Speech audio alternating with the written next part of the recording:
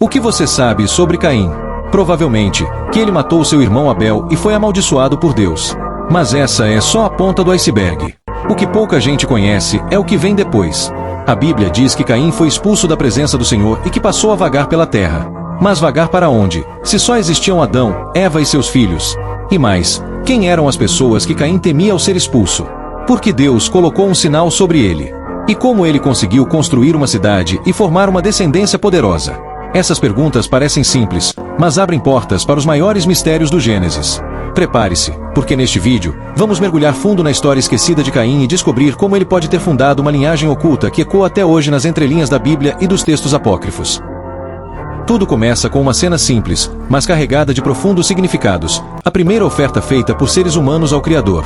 Caim, o primogênito de Adão e Eva, era lavrador, alguém que tirava seu sustento do solo, cultivando a terra com esforço. Já Abel, seu irmão mais novo, era pastor, cuidava de rebanhos, de seres vivos. Ambos decidiram oferecer algo a Deus. Caim trouxe frutos da terra, aquilo que cultivava. Abel, por sua vez, levou as primícias do seu rebanho, os primeiros e melhores animais. A Bíblia relata que Deus se agradou da oferta de Abel, mas rejeitou a de Caim. O motivo exato não é explicado com clareza, mas os estudiosos apontam detalhes importantes. Abel ofereceu com fé, entregando melhor com um coração sincero. Já Caim teria oferecido apenas por formalidade, sem devoção verdadeira, como se estivesse apenas cumprindo uma obrigação. A diferença não estava apenas no que foi oferecido, mas na intenção por trás do gesto. Ao perceber que sua oferta foi rejeitada, Caim é dominado pela ira. O texto bíblico diz que seu semblante caiu, uma expressão que indica tristeza, vergonha e raiva ao mesmo tempo. Deus, então, conversa com ele e o adverte: se procederes bem, não é certo que serás aceito. Mas também alerta que o pecado está à porta, e cabe a ele dominá-lo. Mesmo assim, Caim alimenta o rancor. Então, no momento que mudou o curso da humanidade, ele chama Abel para ir ao campo. Sem testemunhas, sem ninguém por perto, ele mata o próprio irmão. É o primeiro homicídio da história. A violência entra no mundo não por necessidade, mas por inveja, orgulho ferido e ausência de domínio próprio. Um ato que ecoaria por todas as gerações seguintes. Após o crime, Deus aparece novamente, não para julgar imediatamente, mas com uma pergunta: onde está o teu irmão Abel? A resposta de Caim é chocante: sou eu o guardador do meu irmão. Uma frase carregada de cinismo, negação de responsabilidade e frieza emocional. Deus então revela que o sangue de Abel clama da terra por justiça. E a sentença é dada: Caim é amaldiçoado. A terra, que antes dava sustento, agora não produzirá mais para ele. Ele será errante e fugitivo pelo mundo. Mas em vez de condená-lo à morte, Deus faz algo surpreendente: marca Caim com um sinal para que ninguém o mate. E aqui surge uma das grandes perguntas do Gênesis: quem seria esse ninguém? Se até então só existiam Adão, Eva, Caim e Abel, quem mais estaria vivo para representar uma ameaça? É nesse ponto que o mistério se instala, levantando debates até hoje. Seriam descendentes não mencionados? Outras criações? Ou algo ainda mais profundo? O relato, que começa com ofertas a Deus, termina com uma marca eterna de julgamento, misericórdia e uma pergunta que ainda provoca inquietação: de quem devemos cuidar, se não do nosso irmão?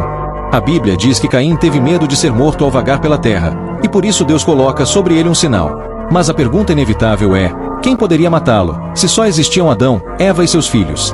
Aqui entram três possibilidades. A primeira: Adão e Eva tiveram muitos outros filhos e filhas, e o mundo estava se multiplicando rapidamente. A segunda: já existiam outros seres humanos fora do Éden, criados antes de Adão, como defendem algumas linhas do pensamento pré-adamita. A terceira: o medo de Caim era espiritual. Ele temia entidades, seres ou descendências futuras que o viriam como maldito. O tal sinal de Caim pode ter sido físico, místico ou até genético, marcando não só ele, mas toda a sua linhagem. O texto bíblico não detalha o que era esse sinal. Mas ao longo da história, muitos estudiosos e teólogos tentaram interpretar esse símbolo, desde uma marca no rosto até mudanças na pele ou na alma. O fato é, Caim foi marcado, e sobreviveu.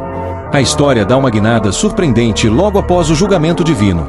Caim, agora marcado por Deus e condenado a viver como errante, parte para o leste do Éden, em direção a uma terra chamada Nod, cujo nome em hebraico carrega o significado de fuga ou vagando.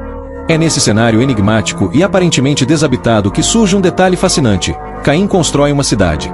Isso mesmo, a Bíblia menciona que ele edifica uma cidade e dá a ela o nome de Enoque, em homenagem a seu filho. Mas isso levanta uma dúvida lógica e instigante: como alguém sozinho, banido, que acabará de ter um filho, teria estrutura para construir uma cidade inteira? E para quem exatamente essa cidade foi construída? Essas perguntas sugerem duas possibilidades: ou houve uma multiplicação extremamente rápida dos descendentes de Adão e Eva fora do relato detalhado da Bíblia, ou existia uma outra população paralela, não descrita diretamente nas Escrituras, mas já presente no mundo. Essa lacuna narrativa tem sido motivo de debates entre teólogos, historiadores e estudiosos da Bíblia por séculos. A partir desse ponto, o livro de Gênesis começa a detalhar a descendência de Caim, e é aí que percebemos que sua linhagem não foi marcada apenas pela maldição, mas também por realizações notáveis. Seu filho Enoque dá origem a uma linha de descendentes que impulsionam os primeiros avanços da civilização humana. Entre eles está Jabal, que se torna o primeiro criador de gado e nômade registrado na Bíblia.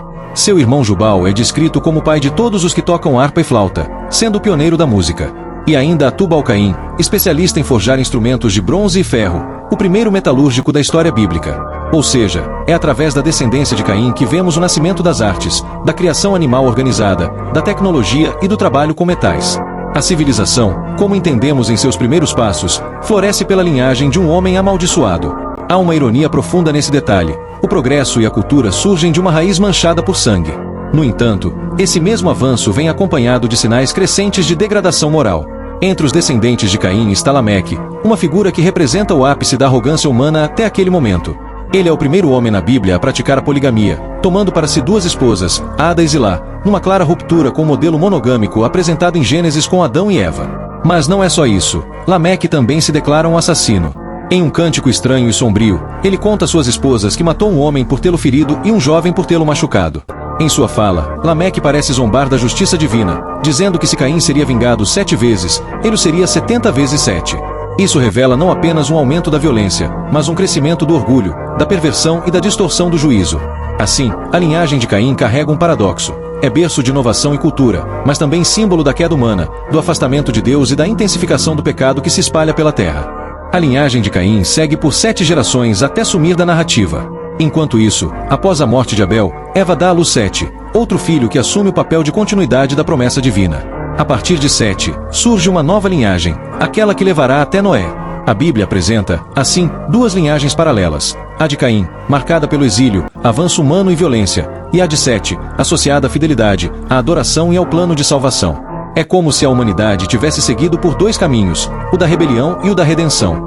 Quando o dilúvio acontece, a linhagem de Caim desaparece da história. Mas isso não significa que seus traços se perderam. Há estudiosos que acreditam que o espírito de Caim, de rebelião, orgulho e autossuficiência, ainda vive entre os homens até hoje. E o mais perturbador, talvez o legado de Caim esteja mais presente no mundo moderno do que imaginamos. A história de Caim é muito mais do que um relato antigo. É um espelho da alma humana. A escolha entre o bem e o mal, a inveja, a culpa, o medo da consequência, a necessidade de sobreviver mesmo depois de errar. Caim foi o primeiro a errar gravemente, mas também o primeiro a experimentar a misericórdia de Deus em forma de proteção, mesmo após um crime brutal. E isso nos leva a uma reflexão: será que o maior castigo de Caim foi ser expulso, ou continuar vivo carregando o peso da sua escolha? Ao final, o que aprendemos com Caim é que nossas ações ecoam por gerações, que toda escolha tem um preço, e que o verdadeiro julgamento nem sempre vem com espada, mas com silêncio e memória. E você? Já pensou em qual marca está carregando? Se curtiu esse mergulho na história de Caim, deixa o like, compartilha com quem ama mistérios bíblicos e comenta aí: você acha que a linhagem de Caim realmente desapareceu? Ou ela ainda está entre nós?